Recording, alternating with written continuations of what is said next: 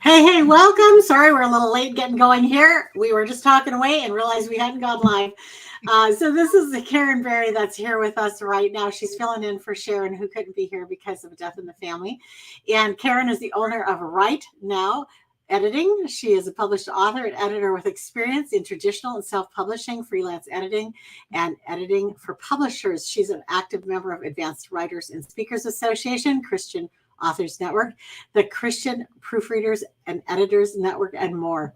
When she's not editing or teaching, she writes hopeful fiction with a healthy dose of romance. You can learn more about her over at rightnowedits.com and request your freebie below. Thank you so much for being here. So grateful you're here. Thanks for having me. And I want to just tell you guys again, sorry about being late because we were here. We were just going, and realized I hadn't pushed go live. So let's just dive right in, Karin. So the first one is don't preach. And I think that we're talking to an audience who's writing. You guys who are here, you're writing for, typically Christian audiences like that. The word preach is a word that we can actually understand what you mean. And what are we supposed to do instead? When I talk about teaching instead of preaching, what I mean is you want to give people information, but you don't want to tell them what to do with it or how to process it. When you're preaching to someone, you're giving them, usually specific instructions. Here's a verse or here's a lesson and take it this way, apply it to your life this way. But oftentimes if you do that, you're not speaking to a need that a person has. That might not be an issue in their life. And if they only think they can take that information and use it one way, they might not finish reading your book or they might skip that chapter. A phrase that I heard years ago that I really appreciate is don't be the sage on the stage. You want to be the guide on the side. So instead of telling people how to process the information and how to apply it to their lives, you just give it to them and let them interpret it for their situation, let them apply it. And then that way you're not bossing them around. You're not preaching at them, telling them what they have to do. You're letting them figure out how to use that information. And that's one of the reasons why, really good books, you can read them 2 or 3 times because in one season of your life, you're going to read it and one part of it's really going to minister to a part of you. And then you're going to read it 6 years later and you're going to find something else in it. That's because those authors are teaching. They're giving you the information and they're letting you decide how it works in your life instead of telling you this is the way you must use it. This is the way it must be applied. So important. And I think one of the things you like to say is, people just hate to be preached at. Mm-hmm. Yeah. Nobody likes to be bossed around. Nobody likes to be told what to do. And you can tell if you're preaching in a book, if you keep saying you should do this. You should, that's usually a pretty good signal that you've slipped into the preaching mode and slipped out of teaching mode. So teaching, when you use the word you, it would use what? We? Yes, in general, I did this or we as people. A lot of times when you pick up a book and it just says, we're going to do this or I can apply this. And especially if you include yourself in it, you're not saying, well, this is what you should do. Well, this is what I have done. And you can learn by my experience. Let my experience teach you instead of forcing the information at stories you. About so-and-so did it this way. And exactly. Yeah. Mm-hmm. Right. I love that. Okay. So how do we be reader focused instead of writer focused? And what's the difference? This is something I picked up when I was learning how to write marketing, copy, websites, flyers, things like that. For the most part, when someone picks up your book, they're looking for what you can do for them. They're not interested in your education, your experience. Now, they might pick up, a well-known author over someone who's new just because of the reputation, but they're still not even picking it up because of who that person is. They're picking it up because they want to know how your information, how your book can make their life better, make it easier, make them happier.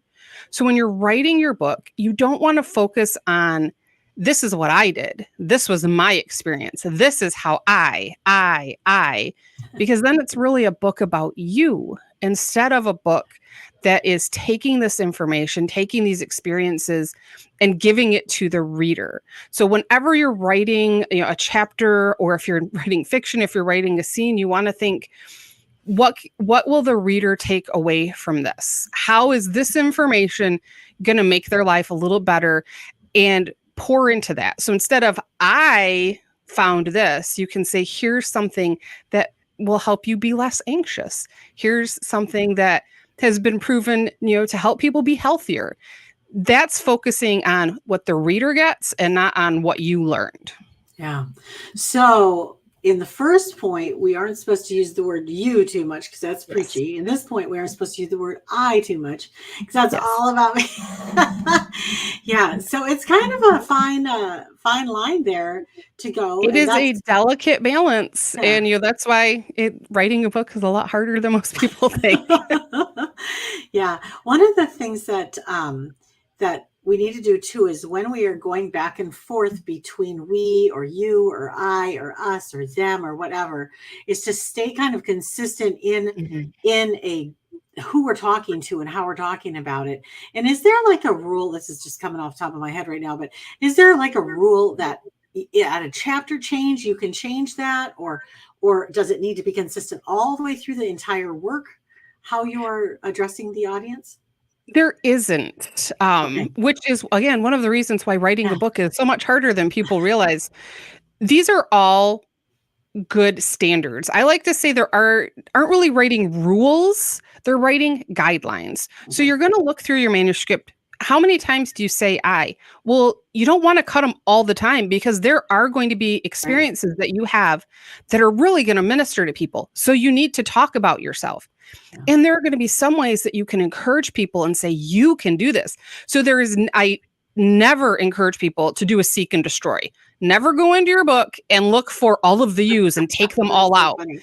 Because a lot of them are going to be valuable. You just want to check to make sure, how is it used in context? Is this context preaching or is it teaching? Is this context me focused, or am I just using myself as an example to get a point across? So never search and destroy. I've seen people do that. You can ruin a good manuscript that way. But you can definitely search for those words, search for those situations to see, am I using this in a good way, or am I using this in a less desirable way? Yeah, no, I love that. I love that.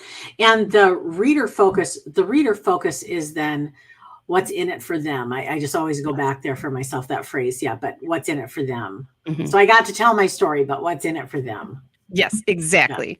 How can my story help you? Which is a great tie-in. That's why I put this one last on the list. Yeah. Yeah, so we have to use stories. So Rhonda just did a session on this earlier this afternoon on the power of stories and why they have to be included. So let's say that you're writing a nonfiction book. And of course, a fiction book is usually typically a story, but nonfiction book, yeah, right. A nonfiction book, you don't always think of it as a story. So just address that a little bit. Why it matters so much and how to incorporate them. Going all the way back to the Bible and to ancient Greek writings, they used stories as examples. I mean, Jesus used stories as examples for people because we relate to stories. It's not merely information.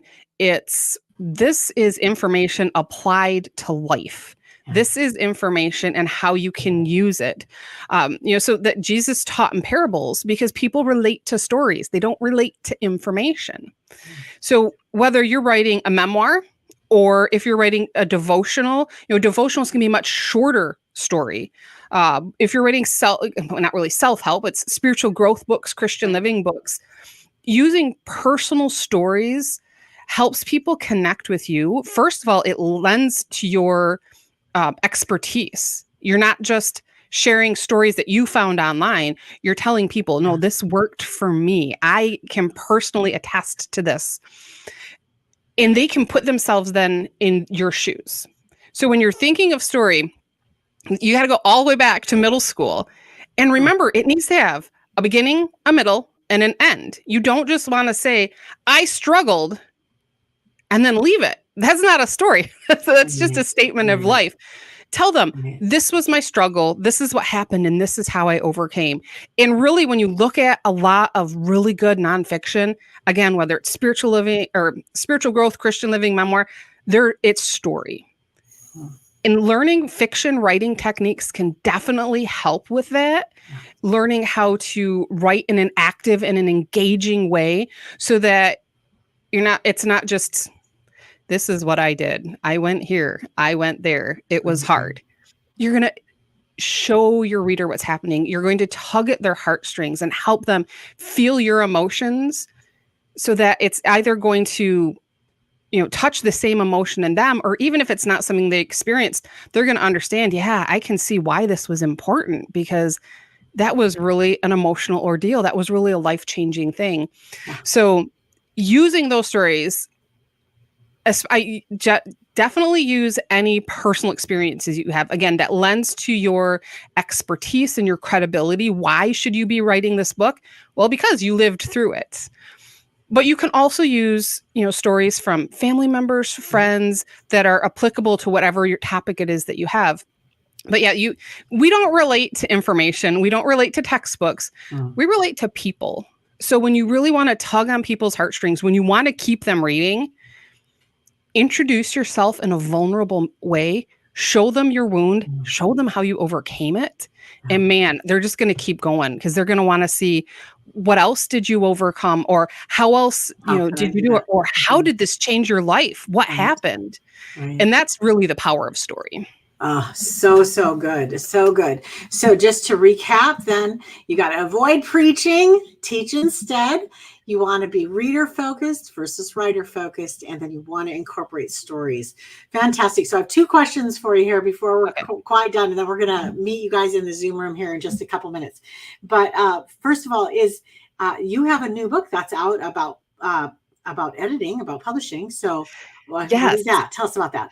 It's How to Edit Your Novel, Practical Tips for Strengthening Your Stories.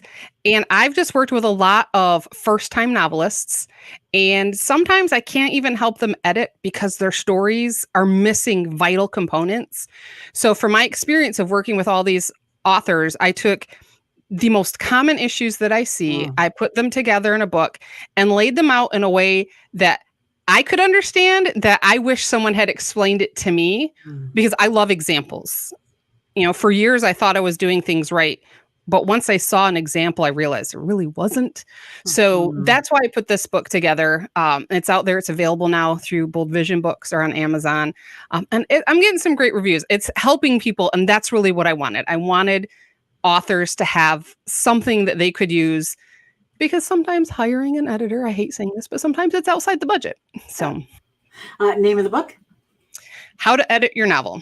Okay. Practical tips for strengthening your story. That's awesome. And then if you had one other story development book that you could recommend, anything off the top of your head? If you want to learn story techniques that you can use in your nonfiction, I highly recommend The Art and Craft of Writing Christian Fiction by Jeff Gerke. In my opinion, that book touches on all aspects of story well. There's a lot of very specific books that you can get, but this one is beginner level. It's going to start you at characters, plot, work you through it. So that's the one that I recommend the most. Awesome. That is so great. All right, Karin, first of all, thank you for being here, but also thank you for coming just at the last minute and stepping in like this. So grateful. You're welcome. I'm so happy I got to participate. And you guys, you want to totally check out her stuff over at rightnowedits.com and also grab her freebie down below there. And at this time, we're going to close this out and we're all going to move over to the Zoom room. So we will see you over there. The link to the Zoom room is underneath the description of this session at Hay Summit. And so that's where we will be next. All right. See you there.